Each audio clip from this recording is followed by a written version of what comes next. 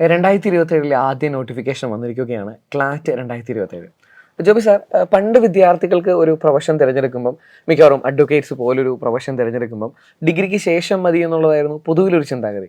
ഇപ്പോൾ കാര്യമായ ഒരു മാറ്റം വന്നു തുടങ്ങിയെന്ന് കരുതുകയാണ്. അതായത് ക്ലാറ്റ് എഴുതുന്ന വിദ്യാർത്ഥികൾക്ക് എണ്ണം കൂടുകയാണ്, കൂടുതൽ അറിയാനുള്ള വിദ്യാർത്ഥികളുടെ താല്പര്യം വർദ്ധിച്ചിരിക്കുകയാണ്. സാർ, ശരിക്കും ആദ്യമേ ചോദിക്കാൻ ആഗ്രഹിക്കുന്നത്, വിദ്യാർത്ഥികൾക്കിടയിൽ ക്ലാറ്റിനെ കുറിച്ചുള്ളൊരു അഭിപ്രായത്തിനിടയിൽ ഒരു ട്രെൻഡ് മാറിയിട്ടുണ്ടോ? നമ്മൾ ട്രെൻഡ് പൊതുവിൽ കഴിഞ്ഞ കുറച്ച് വർഷങ്ങളായിട്ട് മാറ്റങ്ങൾ വന്നിട്ടുണ്ട്. നമ്മൾ പ്രൊഫഷണൽ കോഴ്സുകൾ +2 ശേഷം നമ്മൾ ആദ്യം കണ്ടുകൊണ്ടിരുന്നത് മെഡിസിനും എൻജിനീയറിങ്ങുമാണ്. അതിനുശേഷം മാനേജ്മെൻറ്റ് വന്നു, ടീച്ചിങ് വന്നു, ഇപ്പോൾ ലോയും എത്തിയിരിക്കുകയാണ്. അപ്പോൾ +2 ശേഷം തീർച്ചയായിട്ടും ഒരു പ്രൊഫഷണൽ പ്രോഗ്രാം പ്ലാൻ ചെയ്യേണ്ടതാണ്. ആ ഒരു രീതിയിലുള്ള പ്ലാൻ ചെയ്യുന്ന കുട്ടികളാണ് പിന്നീട് ഒരു കരിയർ ഗ്രോത്ത് ഒക്കെ നല്ല രീതിയിൽ കാണിക്കുന്നത്. അപ്പോൾ അതുകൊണ്ട് തീർച്ചയായിട്ടും ക്ലാറ്റ് പോലെയുള്ള പരീക്ഷകൾ കുട്ടികൾ താല്പര്യം കാണിക്കണം. കാരണം നമുക്കറിയാം, ഒരു 5 ഇയർ LLB പ്രോഗ്രാമാണ് ഇന്ത്യയിലെ 27 ലോ സ്കൂളുകളിലേക്ക്, നാഷണൽ ലോ യൂണിവേഴ്സിറ്റീസിലേക്കുള്ള പരീക്ഷകളാണ്. അപ്പോൾ ഇതിന് വലിയൊരു പ്രാധാന്യം നമ്മൾ കൊടുക്കണം. അതോടൊപ്പം തന്നെ നമുക്ക് സാധാരണ നമ്മൾ ക്ലാറ്റ് പറയുമ്പം അതിനെ കൂടെ നമ്മൾ ശ്രദ്ധിക്കേണ്ട മറ്റൊരു എക്സാം കൂടിയുണ്ട്, ILET, all India law entrance test എന്ന് പറയും. അത് NLU ഡൽഹിക്ക് വേണ്ടിയുള്ളതാണ്. അപ്പോൾ ഈ ക്ലാറ്റിൻ്റെ ഒപ്പം തന്നെ അത് നടക്കുകയാണ്. ഇപ്പോൾ അതിൻ്റെ നോട്ടിഫിക്കേഷൻ വന്നു കഴിഞ്ഞു. ക്ലാറ്റ് നടക്കുന്നത് ഡിസംബർ 6 ആണെങ്കിൽ തൊട്ടടുത്ത സൺഡേ ഡിസംബർ 13 ILETൻ്റെ എക്സാം നടക്കുന്നത്. അപ്പോൾ അതൊരൊറ്റ ഇൻസ്റ്റിറ്റ്യൂട്ടിന് വേണ്ടിയുള്ളതാണ്. എണ്ണം കുറവാണ് ഒരു പ്രത്യേകത. പക്ഷേ ക്ലാറ്റ് കോമൺ ആണ്. തന്നെയുമല്ല, ക്ലാറ്റിന് ഈ പറയുന്ന സ്ഥാപനങ്ങൾ NLUs മാത്രമല്ല, മറ്റ് പല പ്രൈവറ്റ് ഇൻസ്റ്റിറ്റ്യൂഷൻസും നല്ല നല്ല ഫേമുകളൊക്കെ തന്നെ ഈ ക്ലാറ്റ് ബേസ്ഡ് അഡ്മിഷൻ നടത്തുന്നുണ്ട്. അതുകൊണ്ട് ക്ലാറ്റ് ശ്രദ്ധിക്കേണ്ടത് തന്നെയാണ്. ഇപ്പോൾ കൂടുതൽ കുട്ടികൾ, സാർ പറഞ്ഞ പോലെ ട്രെൻഡിന് വ്യത്യാസം വന്നു. പ്രത്യേകിച്ച് നമ്മുടെ മലയാളി കമ്മ്യൂണിറ്റിയിലൊന്നും വലിയൊരു പ്രാധാന്യം ഈ പരീക്ഷയ്ക്കൊന്നും ഉണ്ടായിരുന്നില്ല. പക്ഷേ ഇപ്പം അങ്ങനെയല്ല. നമ്മൾ മുഖ്യധാരാ പത്രങ്ങളിലെയൊക്കെ പേജുകൾ ശ്രദ്ധിച്ചാൽ മനസ്സിലാകും, വളരെ നല്ല രീതിയിൽ ഈ ക്ലാറ്റിൻ്റെ നോട്ടിഫിക്കേഷനെ കുറിച്ചും അതുപോലെ തന്നെ ഉള്ള കാര്യങ്ങളും വളരെ വിശദമായിട്ടുള്ള കാര്യങ്ങളൊക്കെ അവർ ഇട്ടിട്ടുണ്ട്. അപ്പോൾ അത് ഒരു മാറ്റത്തിൻ്റെ തന്നെ സൂചനയാണെന്ന് പറയാൻ പറ്റും.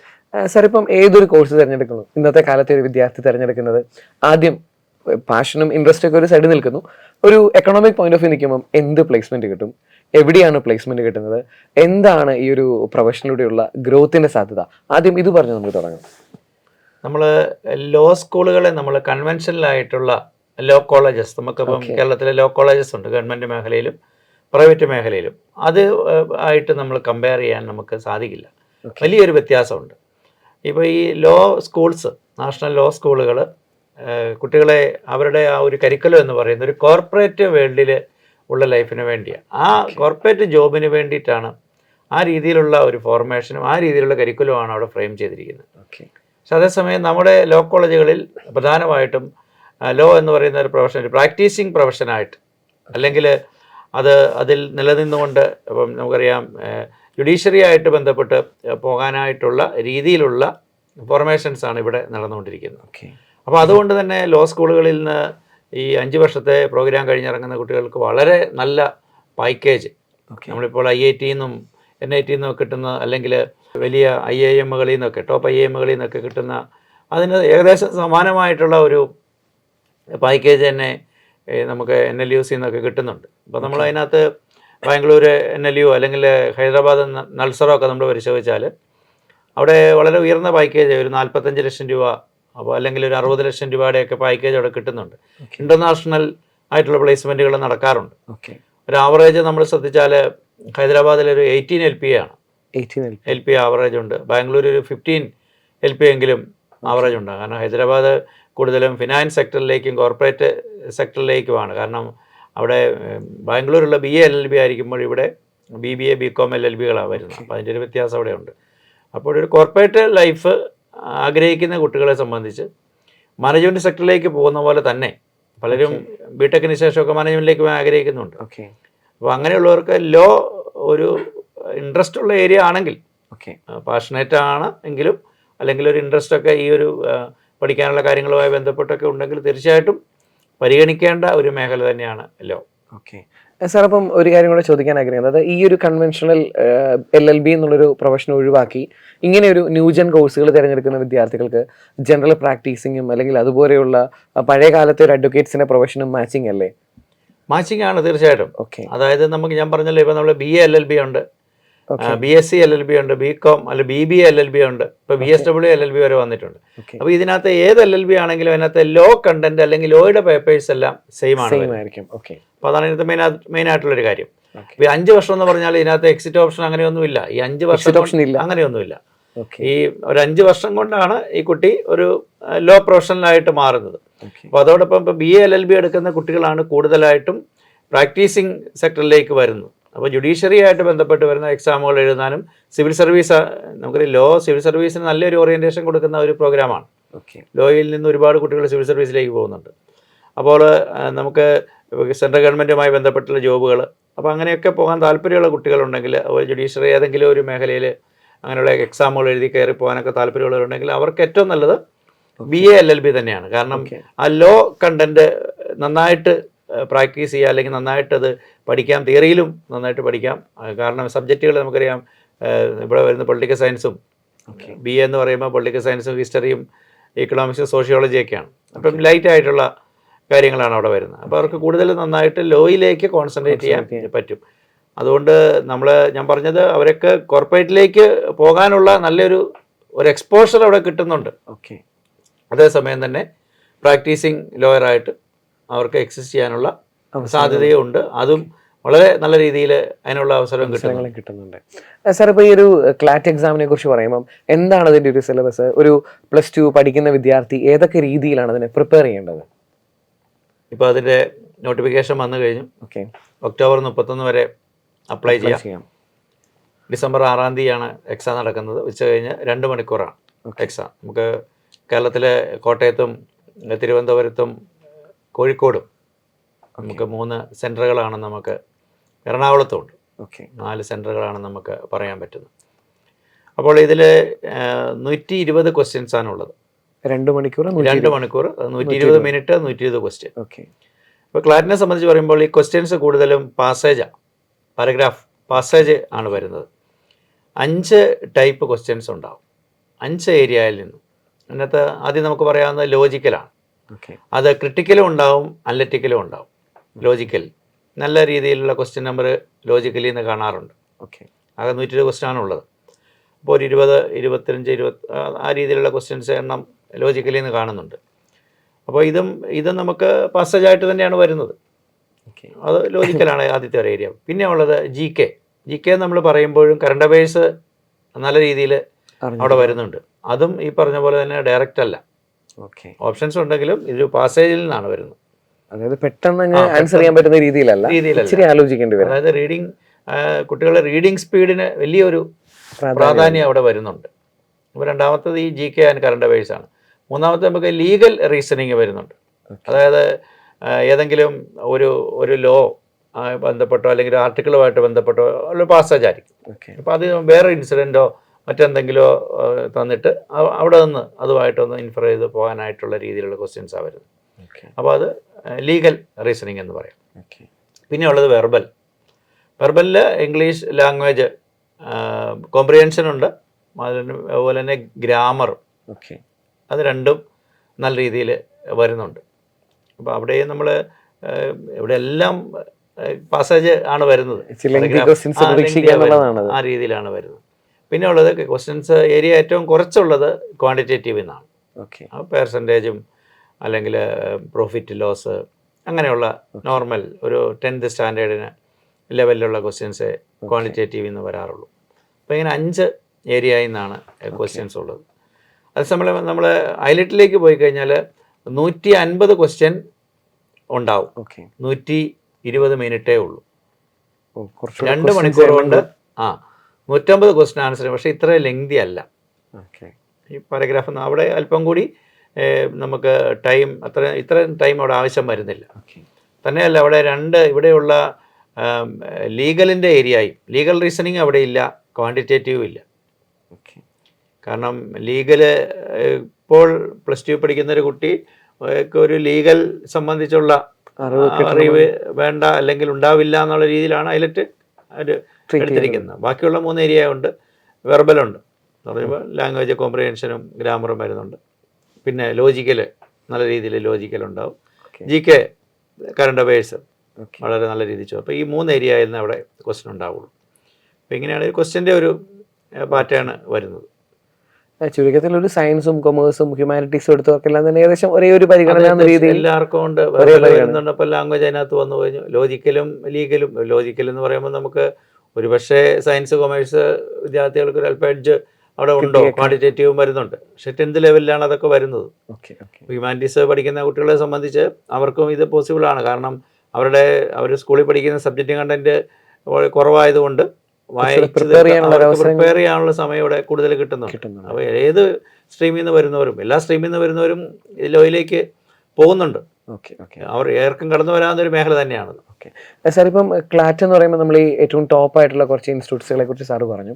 ഇപ്പം കേരളത്തിൽ തന്നെ ഇഷ്ടം പോലെ കോളേജുകൾ പുതുതായിട്ട് ഈ ഒരു LLB സെക്ഷനിലേക്ക് വരികയാണ്. അതായത് പല ആർട്സ് ആൻഡ് സയൻസ് കോളേജുകളും ലോ കോളേജുകളായി മാറുന്ന ഒരു സിറ്റുവേഷൻ, പുതിയ ലോ കോളേജുകൾ വരുന്നൊരു സിറ്റുവേഷൻ. സർ, ശരിക്കും കേരളത്തിൽ ഒരു ലോ കോളേജിൽ അഡ്മിഷൻ കിട്ടണമെങ്കിൽ ഏത് എക്സാമാണ് വേണ്ടത്? എന്തൊക്കെയാണ് അതിൻ്റെ ഒരു ക്രൈറ്റീരിയ? ഏതൊക്കെയാണ് ഒരു ടോപ്പ് കോളേജായിട്ട് സാർ വിലയിരുത്തപ്പെടുന്നത്?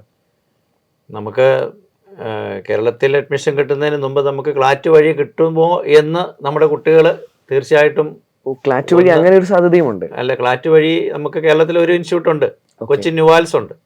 പക്ഷെ 60 സീറ്റേ ഉള്ളൂ. സീറ്റ് വളരെ കുറവാണ്. നമുക്ക് അവിടെ റിസർവേഷൻ ഉണ്ട് മലയാളി. ഈ മിക്കവാറും എല്ലാ ലോ സ്കൂളുകളിലും അതാത് സ്റ്റേറ്റുകാർക്ക് റിസർവേഷൻ ഉണ്ട്. ഒരു ഹോം സ്റ്റേ കോട്ട പോലെ പറഞ്ഞ പോലെ തന്നെ. അപ്പോൾ നമുക്ക് സീറ്റ് 60 ഉള്ളത് കൊണ്ട് നമ്മൾ ക്ലാറ്റ് വഴി കിട്ടുമ്പോൾ നമ്മൾ ന്യൂവാൽസ് ഒരുപാട് മുമ്പിലല്ല. ഏറ്റവും നമ്പർ 1 എന്ന് പറയുന്നത് നമ്മുടെ ബാംഗ്ലൂർ NLU ആണ്. രണ്ടാമത് ഹൈദരാബാദ് നൾസർ അല്ലെങ്കിൽ NLU ഡൽഹി. ഇത് രണ്ടും നെക്ക് ടു നെക്കാണ്, വലിയ വ്യത്യാസമില്ല. NLU ഡൽഹിക്ക് നമ്മൾ നേരത്തെ പറഞ്ഞ ഐലറ്റ് എക്സാം വരുന്നു. പിന്നെ നൾസർ ഹൈദരാബാദ് ഉണ്ട്. പിന്നെ കൊൽക്കത്ത NLU നല്ലതാണ്. ജോധ്പൂർ ഉണ്ട്, അത് നല്ലതാണ്. ലക്നൗ നല്ലതാണ്. റായ്പൂർ, പിന്നെ ഗാന്ധിനഗർ നല്ലൊരു NLU ആണ്. മുംബൈ, ഭോപ്പാൽ, ഇതൊക്കെയാണ് ഏറ്റവും ടോപ്പ് ആയിട്ടുള്ള. ഏകദേശം എല്ലാം കൂടെ ഏകദേശം എത്ര സീറ്റ്? ഏകദേശം ഒരു റഫ് നമ്പറിലേക്ക് പറയുകയാണെങ്കിൽ ഏകദേശം ഒരു 3500 എല്ലാം എന്ന് പറയുമ്പോൾ നമുക്ക് എല്ലാ NLUവും നമുക്ക് അത്ര നല്ലതാണ് എന്ന് നമുക്ക് പരിഗണിക്കാനാവില്ല. അതിലും നല്ല ഒരുപാട് ഇൻസ്റ്റിറ്റ്യൂഷൻസ് വേറെ ഉണ്ട്. കുട്ടികൾ പൊതുവെ ഈ ടോപ്പ് NLUകളാണ് തിരഞ്ഞെടുക്കാറുള്ളത്. ഏകദേശം എത്ര വിദ്യാർത്ഥികൾ അപ്ലൈ ചെയ്യുന്നുണ്ടായിരിക്കും ആ ഒരു ഡേറ്റ അറിയുന്നതിന് വേണ്ടി? 50,000-60,000 കുട്ടികൾ, 80,000 സ്റ്റുഡൻസ് ഏകദേശം ഒരു 3,000-3,500 സീറ്റിന് വേണ്ടി കോമ്പീറ്റ് ചെയ്യുന്നുണ്ട്. അത്ര രീതിയിലാണ് കാണുന്നത്. നമ്മൾ കേരളത്തിലേക്ക് വരികയാണെങ്കിൽ നമ്മളിപ്പോൾ സൂചിപ്പിച്ച ന്യൂവാൽസ്, അത് ക്ലാറ്റ് വഴിയാണ്.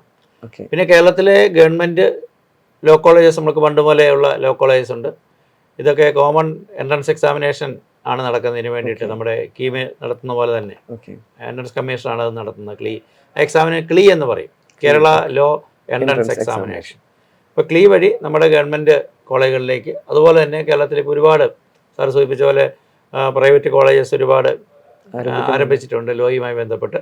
ഇവിടെ എല്ലാം 3 ഇയർ ലോ പ്രോഗ്രാംസ് ആണ് നമ്മുടെ ഈ കോളേജുകളിലെല്ലാം സ്റ്റാർട്ട് ചെയ്തിരിക്കുന്നത്. പക്ഷേ പല പ്രൈവറ്റ് കോളേജസിലും 5 ഇയറും സ്റ്റാർട്ട് ചെയ്തിട്ടുണ്ട്, ഇൻ്റഗ്രേറ്റഡ് പ്രോഗ്രാം ഉണ്ട്. ഇപ്പം നമ്മൾ +2 കഴിഞ്ഞ് നമുക്ക് ഗവൺമെൻറ് കോളേജുകളിലും ഉണ്ട്, പല ഗവൺമെൻറ് കോളേജുകളും ഉണ്ട്. +2 കഴിഞ്ഞ് പോകുന്നതിനാണ് ഇപ്പോൾ എല്ലാവരും പ്രിഫറൻസ് കൊടുക്കുന്നത്. അതുകൊണ്ട് കേരളത്തിൽ നമ്മൾ ഇപ്പോൾ 5 ഇയർ നല്ല രീതിയിൽ സ്റ്റാർട്ട് ചെയ്തു.